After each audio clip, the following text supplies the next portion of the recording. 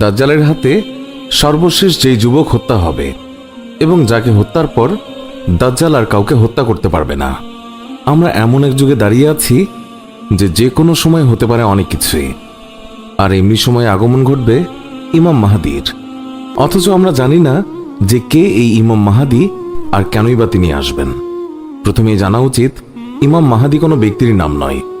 ইমাম অর্থ হচ্ছে নেতা, আর মাহাদি অর্থ হচ্ছে সঠিক পথ প্রদর্শনকারী। আপনারা হয়তো ভাবছেন এখনই তো মুসলিমরা সর্বত্র অত্যাচারিত হচ্ছে, তার মানে কি তিনি আত্মপ্রকাশ করবেন? প্রিয় নবী সাল্লাল্লাহু আলাইহি ওয়াসাল্লাম ইরশাদ করেছেন, ইমাম মাহাদির নাম হবে আমার নামে, তার পিতার নাম হবে আমার পিতার নামে, তার মাতার নাম হবে আমার মাতার নামে, সে আমার বংশধরের হবে। মুসলিম শরীফ। নবী করিম সাল্লাল্লাহু আলাইহি ওয়াসাল্লাম তার আসার প্রায় 70 থেকে 75টি আলামত বলে গেছেন। তার সবগুলোই এখন প্রকাশিত হয়ে গেছে। সম্প্রতি বেশিরভাগ আলেমগণ বলছেন ইয়েমেনের কারাগারে থাকা ওই যুবকটি ইমাম মাহাদি। ওই যুবকের নামও মুহাম্মদ বিন আবদুল্লাহ। সে নবী সাল্লাল্লাহু আলাইহি ওয়াসাল্লামের বংশধর। তার পিতার নাম আবদুল্লাহ, মাতার নাম আমেনা। কাফেররা তাকে এইরকম দেখে আটক করে এবং হত্যার সিদ্ধান্ত নেয়।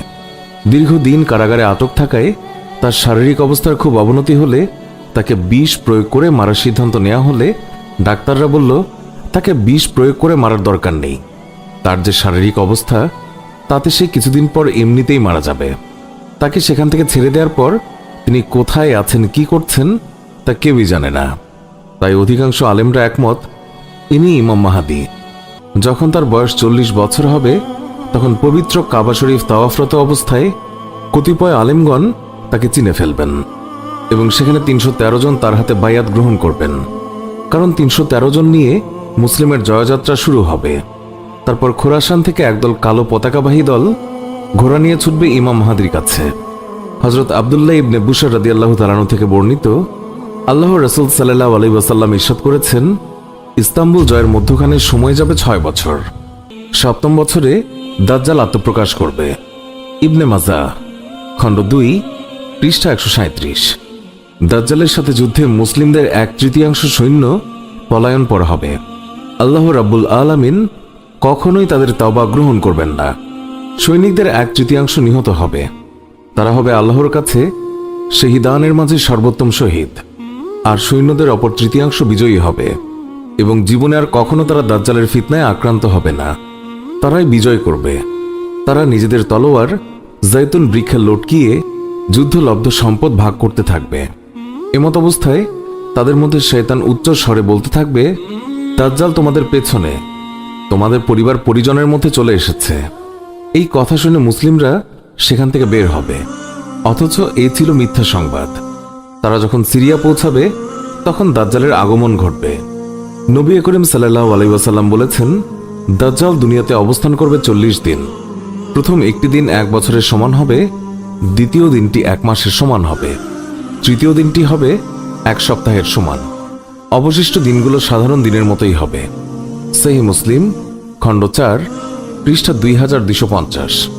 হযরত আবু সাঈদ খুদরি রাদিয়াল্লাহু তাআলা আনহু তিনি নবী করিম সাল্লাল্লাহু আলাইহি ওয়াসাল্লাম কর্তৃক বর্ণনা করেছেন, দাজ্জাল আত্মপ্রকাশ করলে ঈমানদার ব্যক্তিদের মধ্যে এক ব্যক্তি তার কাছে যাবে। তার সঙ্গে দাজ্জালের প্রহরীদের দেখা হবে। তারা তাকে বলবে, কোথায় যাওয়ার ইচ্ছে করছো? সে বলবে, আমি আবির্ভূত ব্যক্তির কাছে যেতে ইচ্ছে করছি। প্রহরীরা বলবে, আমাদের রবের প্রতি কি তোমার ঈমান নেই? সে বলবে, আমাদের রবের ব্যাপারে তো কোনরূপ গোপনীয়তা নেই। তারা বলবে, একে হত্যা করো। কিন্তু এদের মধ্যে কেউ কেউ বলাবলি করবে, তোমাদের রব কি তোমাদেরকে তার অগোচরে কোনো ব্যক্তিকে হত্যা করতে নিষেধ করেননি? সুতরাং তারা তাকে দাজ্জালের কাছে নিয়ে যাবে। যখন মুমিন ব্যক্তি দাজ্জালকে দেখবে তখন সে বলবে, হে লোক সকল, এই তো সেই দাজ্জাল যার প্রসঙ্গে রাসূলুল্লাহ সাল্লাল্লাহু আলাইহি ওয়াসাল্লাম বলে গেছেন। এরপর দাজ্জালের নির্দেশে তার দেহ থেকে মাথা বিচ্ছিন্ন করে দেয়া হবে।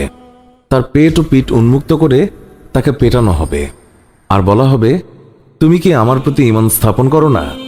উত্তরে মুমিন ব্যক্তি বলবে, তুমি তো সেই মিথ্যাবাদী মসীহ দাজ্জাল।